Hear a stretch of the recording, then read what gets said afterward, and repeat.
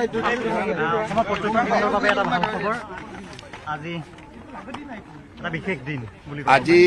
অসমৰ কাৰণে এটা বিশেষ দিন।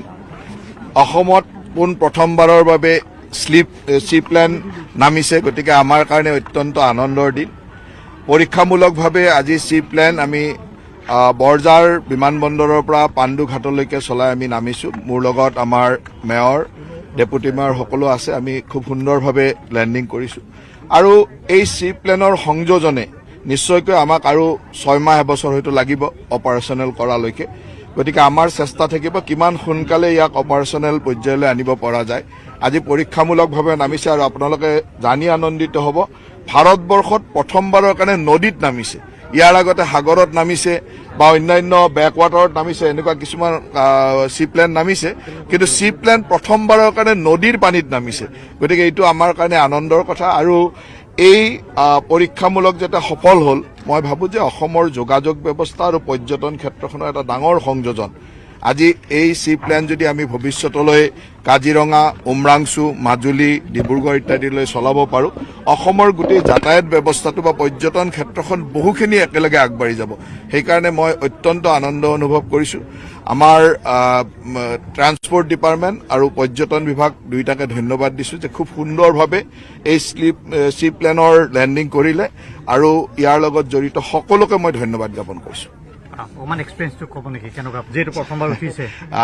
নিশ্চয়কৈ জীৱনত প্ৰথমবাৰ চি প্লেনত উঠিছোঁ, সেইকাৰণে আনন্দ অনুভৱ কৰিছোঁ আৰু খুব সুন্দৰ। ইয়াত কোনো চিন্তা কৰিবলগীয়া নাই আৰু খুব সুন্দৰভাৱে আমি এয়াৰপৰ্টৰ পৰা আমাক 5-7 মিনিট লাগিছে মেক্সিমাম, গতিকে একেবাৰে কম সময়। আৰু তাৰ আগতে লেণ্ডিঙৰ আগত ব্ৰহ্মপুত্ৰৰ ওপৰত এপাক দুপাক ঘূৰাইছে, গতিকে চায়ো ভাল লাগিছে আৰু খুব সুন্দৰ এটা। আৰু ওপৰৰ পৰা যিটো ভিউ, এই ভিউটো সঁচাকৈ খুব মনোমোহা ভিউ। ইয়াততো বহুত বেছি খৰচী নহয়, কিন্তু আমাৰ কাৰণে বিশেষকৈ অসমৰ দৰে ৰাজ্য এখনৰ কাৰণে য'ত যথেষ্ট পৰিমাণে ৱাটাৰ বডি আছে আৰু প্ৰত্যেক টুৰিষ্ট ডেষ্টিনেশ্যনৰ ওচৰত খুব সুন্দৰ সুন্দৰ ৱাটাৰ বডি আছে, আৰু সেইকাৰণে মই ভাবোঁ যে অসমত চি প্লেনৰ ছাকচেছফুল হোৱাটো অসমৰ ভৱিষ্যতৰ পৰ্যটন উদ্যোগ আৰু অসমৰ যোগাযোগ ব্যৱস্থাৰ কাৰণে এটা অত্যন্ত নতুন সংযোজন আৰু অত্যন্ত সুদূৰ প্ৰসাৰী সংযোজন। এই চি প্লেন আহিলে যিকোনো ঠাইত আপোনাৰ নমাৰ সুবিধা থাকিব নিশ্চয়কৈ, কাৰণ ৱাটাৰ বডি থকা ঠাইত, যিকোনো জলাশয় থকা ঠাইত আমি নামিব পাৰিম।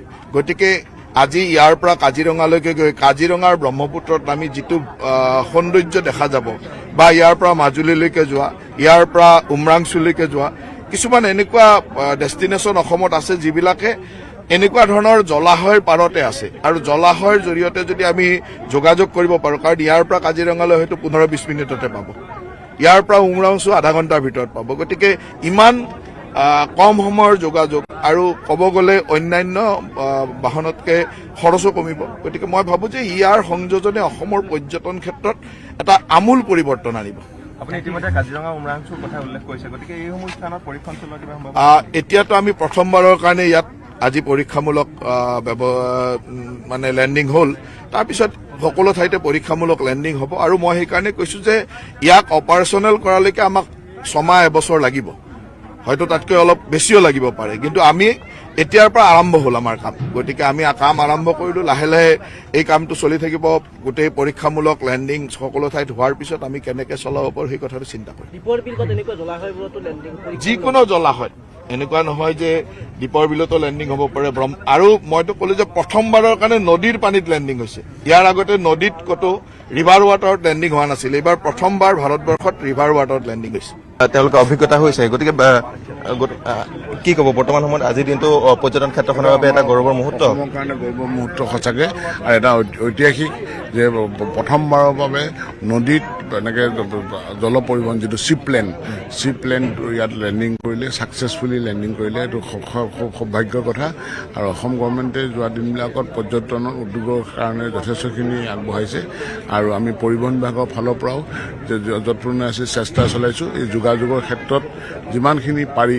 মানে আজিৰ কাৰণে এইটো এটা সুদূৰ প্ৰসাৰী এটা অন্যতম এটা সংযোজন হ'ল, আৰু আশা ৰাখিছোঁ অসমখন অকল ভাৰততে নহয় গোটেই আন্তঃৰাষ্ট্ৰীয় পৰ্যায়ত আজি চিপ্লেন লেণ্ডিঙে ইয়াত পৰ্যটনত এটা সংযোগ ঘটালে। পৰিবহন ক্ষেত্ৰখনৰ বাবে কেনেধৰণৰ পৰিৱৰ্তন আনিব পাৰে বুলি ভাবে? নিশ্চয়কৈ আমি যিমান পাৰোঁ চেষ্টা চলাইছোঁ যে পাব্লিক ট্ৰেন্সপৰ্টেশ্যন যিটো ইয়াৰ লগত আৰু কেনেকৈ কানেক্টেড কৰিব পাৰি আৰু কি কৰিব পাৰি। আমাৰ ইতিমধ্যে আমাৰ মাননীয় মুখ্যমন্ত্ৰীয়ে বা আমাৰ যিবিলাক বিষয়া উচ্চ বিষয়াসকলকো নিৰ্দেশনা দিছে অসমত আৰু আমাৰ যিটো যোগাযোগ ব্যৱস্থাটো আৰু কেনেকৈ উন্নত কৰিব পাৰি। আৰু যি আপোনালোকে দেখিলে চিপ্লেন লেণ্ডিঙো এটা আমাৰ কাৰণে এটা ঐতিহাসিক পদক্ষেপ। আৰু নিশ্চয়